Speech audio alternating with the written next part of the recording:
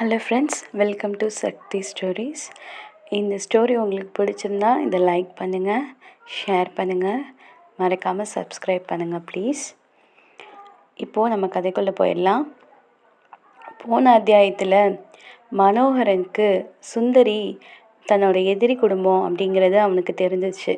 அதை நினச்சி அவன் ரொம்ப கோபப்பட்டான். அப்புறம் எப்படியாவது சுந்தரியை கன்வின்ஸ் பண்ணி நம்ம அந்த வீட்டை வாங்கிடலாம் அப்படின்னு நினச்சிட்டு அவனோட கிளைண்ட்ஸ் எல்லாம் பார்க்க கூட்டிகிட்டு போயிருந்தான். இருந்தாலும் அது அவளுக்கு பிடிக்காம கார்லேருந்து நான் கீழே இறங்கணும், காரை நீங்கள் நிறுத்துங்க அப்படின்னு சொல்லிட்டு இருக்கும்போது, இதோ பார், இது அசட்டுத்தனம் என்று அவன் கூறியதை அவள் காதிலேயே வாங்கவில்லை. அவசரமாக கதவை திறந்து கொண்டு இறங்கியவள் மிகுந்த சினத்துடன் அவனை நோக்கி சென்றாள். அதாவது, நாங்கள் எல்லோரும் ஒட்டுமொத்த குடும்பமும் பணத்தாசை பிடித்தவர்கள். ஆனால் நீங்கள் மட்டும் உத்தம சிகாமணியாம்.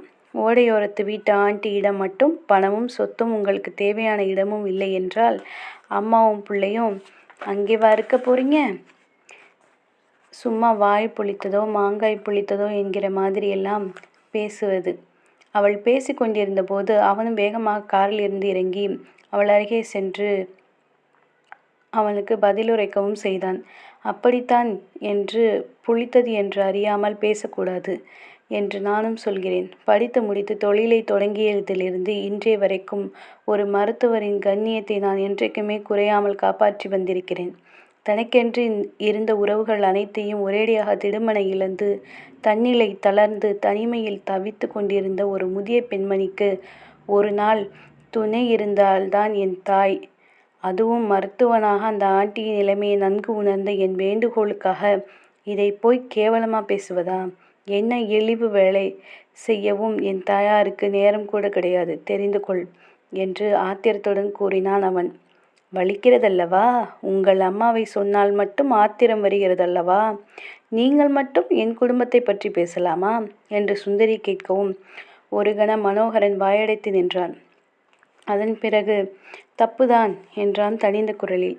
சில வினாடிகளில் அமைதியின் பின் இருவருமே அவரவர் மற்றவர் குடும்பம் பற்றி பேசியதற்காக அடுத்தவரிடம் ஒரு விதமாய் மன்னிப்பு கேட்டுக்கொண்டு மீண்டும் காரில் ஏற கிளம்பினர். இந்திரபுரி எல்லையில் சுந்தரியை இறக்கிவிட்டு இன்று சந்தித்தவர்களை பற்றி யோசித்து பார்த்த பிறகு நல்ல முடிவுக்கு வருவாய் என்று எதிர்பார்க்கிறேன் என்றான் டாக்டர். சுந்தரியின் உள்ளே ஒரு உறுத்தல் இருக்கத்தான் செய்தது. ஆனால் அவன் அதை குறிப்பிட்டு பேசவும் எரிச்சல்தான் ஏற்பட்டது. என்னமோ தான் உலக ரட்சகன் போல அலட்டுகிறான் என்கிற ஆத்திரமும் சுறுசுறுவென தலை தூக்கியது. எனவே என்ன முடிவு என்று எடுப்பதாக கேட்டாள் ஒரு வேக பெருமூச்சுடன். அதை உன் மனசாட்சி தான் சொல்ல வேண்டும் என்று விட்டு காரை ஓட்டி சென்றான் மனோகரன். அந்த பெரியவர்களை எண்ணி பார்க்கையில் சுந்தரிக்கும் பாவமாகத்தான் இருந்தது. ஆனால் உலகத்தில் எத்தனையோ கோடி பேர் கஷ்டப்பட்டு தான் செய்கிறார்கள். அதற்காக சொந்த முன்னேற்றத்தை விட்டு விடுவதாக இல்லை. ஹோட்டலை விரிவுபடுத்த இதைவிட பொருத்தமான இடம் வேறு கிடைப்பது மிகவும் அரிது. எந்தவித சம்பந்தமும் இல்லாத யாரோ சிலருக்காக கையில் கிடைத்த நல்ல வாய்ப்பை எப்படி விடுவது? அவளுடைய குடும்பம் அப்படி விட்டுவிட வேண்டும் என்று அந்த டாக்டர் எப்படி எதிர்பார்க்கலாம்? இதில் அவளது மனசாட்சியை பற்றிய வசனம் வேறு. அவளை சமாதானப்படுத்துகிற பாவனை காட்டி தன் காரியத்துக்காக உடன் அழைத்து சென்றவனுக்கு மனசாட்சி பற்றி பேச வாய் ஏது? கோபமே கூடவே குழப்பமாக ஹோட்டலை அடைந்தாள். அங்கே ரஞ்சிதம் கடும் கோபத்துடன் காத்திருந்தாள். சுந்தரியின் முதல் பயம் மனோகரனோடு காரில் வந்து இறங்கியதை ரஞ்சிதத்திற்கு தெரிந்திருக்குமோ என்பதுதான். ஹோட்டல் டிரைவருக்கு அது தெரியாது என்பதோடு, அப்படி தெரிந்திருந்தாலும் அதை விட்டு சொல்லி கோல் மூட்டி கொடுக்கிற குணமும் அவருக்கு கிடையாது. என்ன அத்தை என்று அவள் கலக்கத்துடன் வினவ, எல்லாம் அந்த குடும்பம் பண்ணுகிற தொல்லைதான். உங்கப்பனுக்கு தப்பாமல் பிறந்திருக்கும் அந்த டாக்டருக்கு உச்சி முதல் உள்ளங்கால் வரை ஒரே குசும்பு என்றாள் ரஞ்சிதம் சினக்குரலில். அப்பனுக்கு தப்பாமலா? இதேதான் விஷயமா என்று சுந்தரிக்கு இப்போது உறுதிப்பட்டு விட்டது. அப்பா அத்தையின் மனதில் ஆசையை கிளப்பி விட்டது போல மகன் சுந்தரியின் மனதோடு விளையாட முயற்சிக்கிறான் என்கிறாள் அத்தை. ஆனால் சுந்தரி ஒன்றும் அப்படி மதிமயங்கி விடுகிறாள் அல்லவே. இது போது கூட அவனது உள்நோக்கத்தை அவள் உடனேயே கண்டுவிடவில்லையா?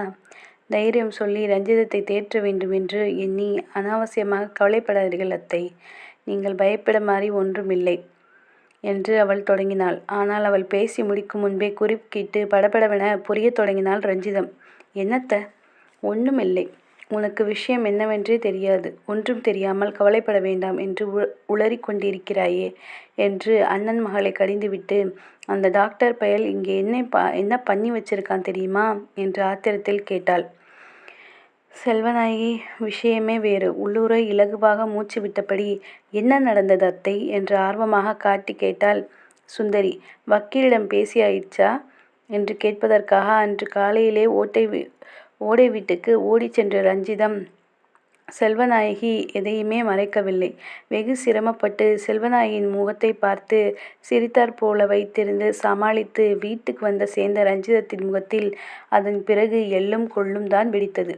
ரஞ்சிதா மட்டுமல்ல, ஹோட்டல் அமுதம் குடும்பத்தினர் யாராலும் இந்த இடையூறை சாதாரணமாக ஏற்க முடியவில்லை. கையில் கிடைத்ததை யாரோ தட்டி பறித்த உணர்வுதான் எல்லோருக்கும். ரஞ்சிதம் புலம்பி தீர்த்தாள். கிட்டத்தட்ட 90% சரியென்று ஒத்துக்கொண்ட ஒரு பெண்மணி இப்போது இல்லை என்று வெளிப்படையாக சொல்லி விரட்டாத குறையாகிவிட்டதே. இன்னொரு அபிப்பிராயம் கேட்க வேண்டும் என்று சொல்வதே தட்டு கழிப்பதற்கு சமம்தான். அதுவும் அந்த அபிப்பிராயத்தை சொல்லப்போகும் கட்டிடக்கலை நிபுணர் தொழில்துறை படிப்புக்காக பிரியும் வரை அந்த மனோகரனோடு சேர்ந்துதான் படித்தவன். அவன் வந்து அந்த பெரிய வீட்டின் அமைப்புகளை அலசி ஆராய்ந்துவிட்டு அது ஹோட்டலுக்கு பொருத்தமா அல்லது முதியோர் பலர் தங்கி வசிக்க இருக்குமா என்று யோசித்து முடிவு செய்வானாம். அதன்படி அந்த அம்மா செய்யப்போகிறாளாம். இவ்வளவுக்கும் மேலாக இன்னொன்றும் இருந்தது.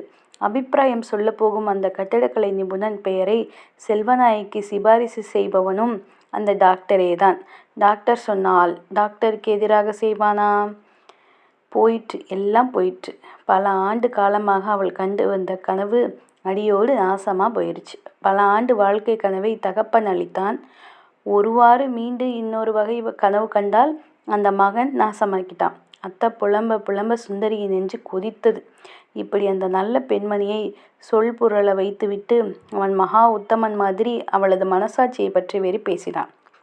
முதலில் அவனுக்கு மனசாட்சி இருக்கிறதா? அவனை கேட்டே ஆக வேண்டும். மனோகரிடம் இந்த கேள்வியை கேட்க வேண்டும் என்று அதே நினைவில் சுந்தரிக்கு சரியாக தூக்கம் கூட வரவில்லை. சுற்றிலும் இருள் சூழ்ந்தது. வெளிச்சம் பரவுவதை பார்த்து கொண்டே இருந்தவளுக்கு இன்னமும் யோசனைதான். மனோகரனை எங்கே போய் பார்த்து கேட்பது? அவன் வீட்டுக்கு போய் கேட்பதெல்லாம் நடக்கிற காரியம் இல்லை. என்ன காரணத்துக்காக என்று கரடியாக கத்தினாலும் இந்த வீட்டில் யாரும் அதை ஒப்புக்கொள்ளப் போவதும் இல்லை. முக்கியமாக அத்தை.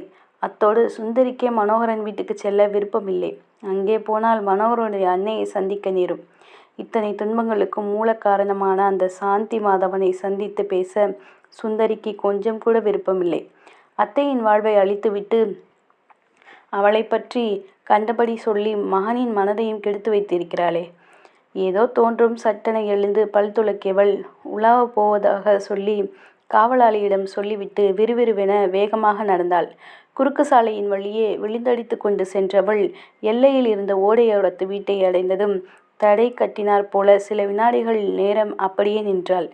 உள்ளுணர்வு உந்த இவ்வளவு தூரம் வந்துவிட்டாள். ஆனால் அதே போல அவனும் வருவான் என்று என்ன நிச்சயம்? உள்ளூர அசட்டுத்தனமாக உணரும் போதே, ஹலோ, நீ வரக்கூடுமோ என்று இங்கே வந்து எப்போதிருந்து காத்திருக்கிறேன் தெரியுமா என்றபடி மனோகரன் வந்து கேட்டான். ஒரு கணம் அவளுக்கு ஆகாயத்தில் பறக்கிற மாதிரி தான் இருந்தது. ஆனால் உடனேயே முன்தினமும் வந்த காரியமும் நினைவு வந்தது. சுந்தரியின் முகம் மாறியது. எதற்காக காத்திருக்க வேண்டும்? இன்னும் ஒரு வகையில் ஏமாற்றுவதற்காகவா என்று கோபமும் குத்தலுமாக விளவினாள் அவள். புருவமும் சுருக்கினான் அவன். ஏமாற்றுவதா? என்ன கதை இது? ஆஹா, என்ன நடிப்பு! இந்த பக்கம் ஓடை விட்டு ஆண்டியை பேச்சு மாற வைத்துவிட்டு அந்த பக்கம் எனக்கு பெரியதாக 2 ஊர் காட்சிகளை காட்டினீர்கள். அந்த முதியோர்களின் துன்பத்தை அப்படி அலட்சியமாக பேசாதே என்றான் அவனும் ஆத்திரமாக. அத்தோடு செல்வநாயகி ஆண்டி எந்த வகையிலும் பேச்சு மாறவே இல்லை. அவர்கள் ஒன்றும் ஒரேடியா உங்களுக்கே தந்துவிடாதாக உறுதியும் ஒருபோதும் கூறியிருக்கவில்லை. வக்கீலிடம் கேட்டு பிறகு சொல்வதாதானே சொன்னாங்க என்று சமாளித்தான். நேற்று என்ன சொன்னீர்கள்? இப்போது உங்களுக்கு மனசாட்சி என்று ஒன்று இருந்தால் அதை கேட்டு பாருங்கள். இந்த கேள்விக்கான பதிலை அது சொல்லும். அந்த ஆண்டி சொன்ன விதத்தில் எங்கள் அத்தை அங்கேயே ஹோட்டலை என்னென்ன மாதிரி அமைப்பதெல்லாம் திட்டம் போட்டு விட்டு வந்தார்கள் தெரியுமா? உங்கள் அத்தை இன்றுதானா திட்டம் போட்டிருப்பார்கள்? அடுத்தவர் சொத்துக்கு ஆசைப்பட்டு அவர்கள் ஆண்டு கணக்கில் திட்டம் போட்டு கதை எனக்கு தெரியும். அம்மணி, சும்மா என்னிடம் கதை விடாதே என்றான் அவன் ஏளனமாக. எப்படி தெரியும் என்று ஒரு கணம் திகைக்கும் போதே ஓடையோரத்து வீட்டு ஆண்டியே சொல்லியிருக்கக்கூடும் என்று புரிய சுந்தரிக்கு அத்தையின் மீதே கோபம் வந்தது. ஒன்று, அவன் சொன்னது போல அடுத்தவர் சொத்தை பற்றி அத்தை கற்பனை செய்திருக்கக்கூடாது. அவளுடைய தந்தை கூறியது போல அதுவே ஒரு வகையான அத்துமீறல்தான்.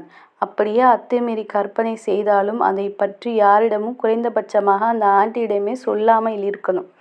ரெண்டையுமே அத்தை செய்ததற்காக இப்போது சுந்தரி அல்லவா கேவலப்பட வேண்டியிருக்கிறது. ஆனால் தன் குன்றலை காட்டி கொள்ளாமல் அதெல்லாம் போகிற போக்கில் மனதுள் எழுந்து மறையும் வெறும் எண்ணம். உங்களுக்கு கூடத்தான் யாரோ விந்தி நடந்தால் நம்மிடம் வந்தால் குணப்படுத்தி விடலாமே என்று தோன்றும்.